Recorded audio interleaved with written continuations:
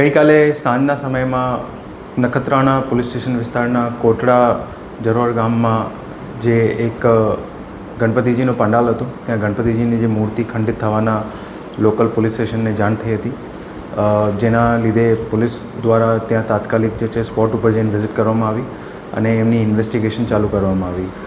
અને એની સાથે સાથે ત્યાં બાજુમાં જે એક નાનકડું મંદિર હતું ત્યાં પણ જે છે ઉપર ફ્લેગ લગાવવાનું એક માહિતી મળી હતી. પોલીસ દ્વારા આ બંને બાબતમાં જે છે ત્યાં ગામમાં તપાસ કરવામાં આવી અને રાત્રિ દરમિયાન LCB, SOG અને જિલ્લાની અલગ અલગ પોલીસની ટીમો જે છે આખા બનાવની ઇન્વેસ્ટિગેશનમાં લાગી ગઈ હતી. ઓવરઓલ જે આખો બનાવ બન્યો એમાં જે ખાસ કરીને જે ગણપતિજીની મૂર્તિ ખંડિત થઈ છે એમાં 3 માઇનર જે છે છોકરા એ ઇન્વોલ્વ છે, જે કાયદાના સંઘર્ષમાં આવેલા છે. અને એમની સાથે સાથે જે બીજી બાજુમાં જ્યાં ફ્લેગ લગાવવામાં આવેલ હતો એમની પણ તપાસ થઈ, તો એમાં પણ જે છે પોલીસ દ્વારા 4 લોકોને ડિટેન કરવામાં આવ્યા. ઓવરઓલ આ આખા બનાવમાં નખત્રાણા પોલીસ સ્ટેશનમાં ગુનો દાખલ થઈ ગયો છે. જે ભારતીય ન્યાય સંહિતાની કલમો હેઠળ જે ગુનો દાખલ થયો છે એમાં ટોટલ 8 આરોપી છે.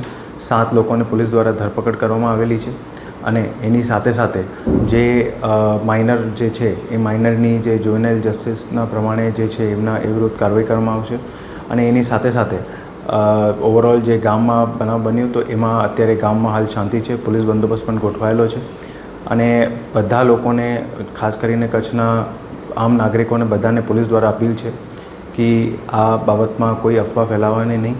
અને ઇન જનરલ પણ કોઈ પણ એવો વાયરલ મેસેજ અથવા તો કોઈ પણ એવો વિડીયો હોય એ કોઈ એવી અફવા ફેલાવવાની નથી. અને અગર એવી કોઈ વસ્તુ જે કાયદો વ્યવસ્થાને ભંગ કરે કોઈ પોલીસના ધ્યાને આવશે તો પોલીસ દ્વારા એમાં કાર્યવાહી કરવામાં આવશે.